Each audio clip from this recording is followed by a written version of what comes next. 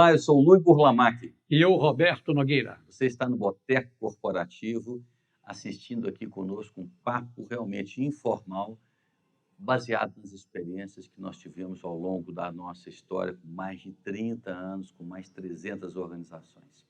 Roberto, hoje eu quero trazer uma questão assim, que uma das coisas que me chocou na minha vida corporativa foi uma cena, que foi a seguinte: o sujeito chegou, eu estava numa distribuidora, e nessa distribuidora, eu já estava trabalhando com eles, mas essa cena foi a primeira vez que eu vi. Juntou todos os vendedores, os representantes autônomos, numa grande sala. Tinha um palco pequenininho na frente. E ali as pessoas estavam recebendo os prêmios do mês. E depois chegou as pessoas que ficaram em último lugar. E as pessoas que ficaram em último lugar colocaram os três em cima do palco. E todo mundo com tomate. Jogou tomate nas pessoas. E o objetivo, e essa turma toda se divertindo, né, achando a maior diversão, e os caras tentando se desviar do tomate, né? Uns tomam tomatada, outros não tomam e tal.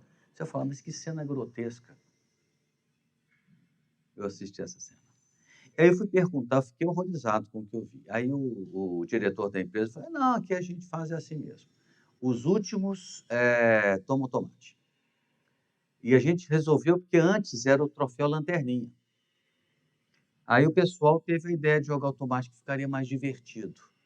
Aí o pessoal da frente envergonhado e ao mesmo tempo rindo. Mas é aquele riso de nervoso. Aí eu disse para ele, mas vem cá, qual que é o objetivo? O objetivo é que todo mundo vai trabalhar para não ficar em último lugar. E com isso as vendas aumentam. Eu falei com ele, mas essa tese eu não concordo com ela não, falei com ele. O medo de perder, ele não pode ser maior do que a vontade de ganhar. As pessoas aqui estão muito mais preocupadas em não ficar em último lugar do que fazer algo que eleve, que evolua, que traga os seus melhores resultados. E com o tempo eu fui provando a ele. A taxa de turnover dele, a cada um ano, ele trocava a equipe inteira. Ficava 2, 3 vendedores só, mas o restante da equipe toda trocando. Fora os processos trabalhistas. E depois, isso foi no ano de 1995, tá? Porque se fosse hoje, esse cara já estava na cadeia nos jornais em todos quanto é lugar, por assédio moral. Bullying completo. Mas eu assisti essas cenas. E hoje eu assisto cenas não nesse nível grotesco, mas a questão que eu vejo como que os líderes sabem muito pouco sobre como colocar pressão. Colocam uma pressão muito inapropriada. Como é que se analisa a pressão e a necessidade do resultado? E a questão do medo? Esse caso aí, eu vou fazer uma abordagem em cima do caso que você colocou e depois eu vou contar um caso, uma experiência minha, que aliás foi uma experiência que me fez atuar em gestão. Estamos aqui conversando hoje por causa dessa experiência que eu vou abordar daqui a pouco.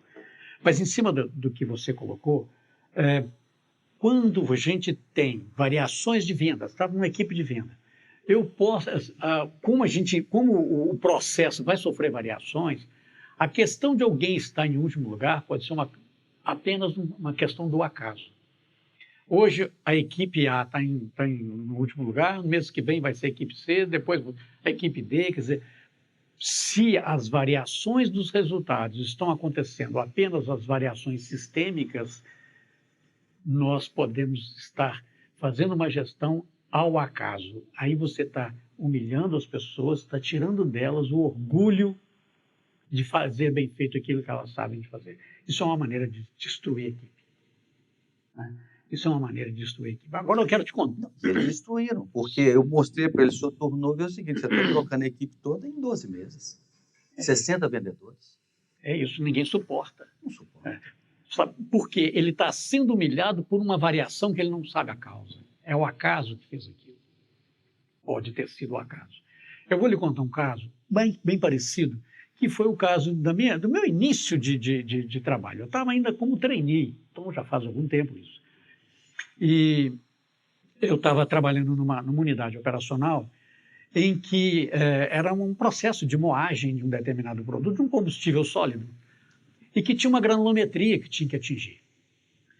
E o processo, ele ora atendia aquela granulometria, ora não atendia. A variação do processo era maior do que aquela que o gerente queria, que é aquela que ele tinha definido como especificação. Só que não se fazia nenhuma mudança no processo para que ele pudesse vir aquele resultado, só pressão nas pessoas. Então, a primeira coisa que eu vi foi a geração de dado falso. Então, o que ocorreu? Um dos supervisores de turno, isso funcionava em operação de turno, indústria. Eu estava fazendo treinamento, eu estava trabalhando de turno, eu estava vendo aquilo. Então, houve um momento, houve um supervisor que ele pegou uma quantidade de produto que atendia a especificação, já sabia do que ele, um dia lá que estava atendendo a especificação, encheu um tambor de 200 litros daquele produto. E toda vez que ele ia botar a amostra para mandar para o laboratório, ele tirava a amostra do circuito e punha aquela. Olha, e aí a gente ia para a reunião de manhã lá com o gerente. O gerente passou a elogiar essa pessoa e passou a criticar quem fazia correto. Isso foi tão forte para mim que eu falei, deve existir algum conhecimento que está faltando a esse gerente para ele perceber que isso está acontecendo. Isso não pode acontecer. E aí eu comecei a buscar resposta para isso e achei resposta em literatura na área de gestão. Por isso que hoje, como engenheiro, eu estou aqui atuando em gestão. Né? Então, assim, a primeira coisa que acontece quando você transfere para a operação, para a função operacional, a responsabilidade por mudar um resultado que era do gerente, que quem muda o sistema é o gerente, o operador opera. Então, aquilo que era ele que devia estar fazendo, ele estava cobrando da operação que fizesse. Então, quando você cria um sistema de gestão fundamentado no medo, a primeira coisa que ocorre é o dado falso. Se o dado falso acontece, você não tem como melhorar o problema. Isso me lembra um diretor de uma grande indústria.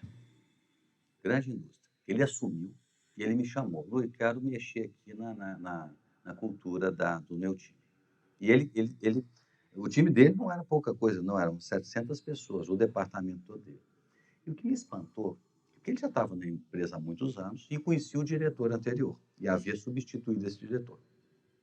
Ele até tinha um bom relacionamento com o diretor anterior, mas a primeira reunião dele com o corpo dos gerentes gerais e gerentes, ele disse o seguinte, olha, a partir de hoje, as nossas reuniões, elas são baseadas no seguinte, vocês têm 5 minutos para apresentar os resultados. Primeiro ponto. E segundo, não pode ter PPT fake. Me chamou muita atenção, PPT fake. Eu perguntei, fulano, o que é isso? Eu falei, Luiz, eu sei aqui dentro, eles enrolavam o diretor anterior com os PPT fake. Isso. Apresentando os dados aqui, mostrando que estava tudo bem. Na verdade, não está ruim, porque a empresa está rodando. Mas não é dado preciso, a gente não sabe. Eu falei, mas por que eles faziam isso? Porque eles tinham medo do cara, do diretor anterior. Porque ele era muito agressivo, os olhares eram olhares assim muito fortes, a pressão que ele colocava era tão grande que todo mundo tinha que ir para a reunião e tinha que, o quê? Mostrar coisas para que ele ficasse feliz. Mas não era verdadeiro, ou seja, PPT fake.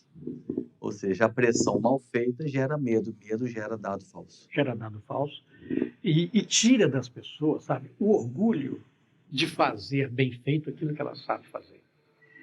Eu estou lembrando aqui, há pouco tempo eu estava fazendo um trabalho na minha casa, um serviço de pedreiro, né?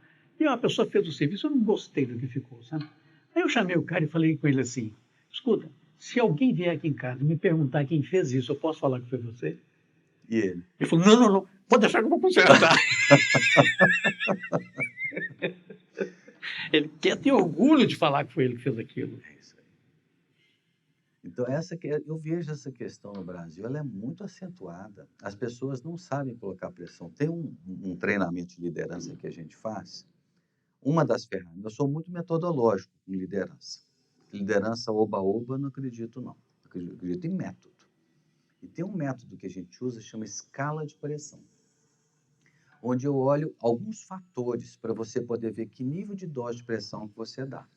O primeiro fator da escala de pressão é o fator seguinte, qual que é o impacto disso no negócio? Se é alto, médio ou baixo. metodologia. Uhum. Segundo, qual que é o nível de resiliência da pessoa, se é alto, médio ou baixo. E qual o prazo que a gente tem que ter para isso? Ou seja, qual que é a frequência que isso está acontecendo? Então, vamos imaginar, se você tem um problema, que o impacto é alto, a resiliência da pessoa é alta e a frequência é constante, você pode pôr uma pressão mais forte, que não seja desrespeitosa, mas você pode pôr uma pressão forte. Do tipo assim, fulano, como é que está esse projeto aqui? Eu vou te ligar todo dia para saber o acompanhamento disso. Essa ligação todo dia é uma pressão. Uhum. Mas porque o impacto é alto, a resiliência é alta, a frequência é alta. Agora, você imagina um negócio onde o impacto é alto e a resiliência da pessoa é baixa. E eu ponho pressão em cima da pessoa, ela não dá conta. O que vai acontecer? O medo vai tomar conta dela, a chance dela errar aumenta. Ou é dela querer se proteger, ou arrumar desculpa, ou transferir isso para alguém. Isso aí. Ou burlar o número, né? E não burla, às vezes, por maldade, mas é por sistema de Defesa. defesa. Defesa, Defesa. sistema de Ele defesa. está sendo cobrado de alguma coisa que ele não sabe o que fazer Não para mudar. sabe mais o que fazer, ele vai buscar subterfúgio Aí para ele aquilo. começa a se defender. Muito bem, você assistiu aqui mais um Boteco Corporativo e eu queria que você refletisse sobre a pressão e o medo na sua organização.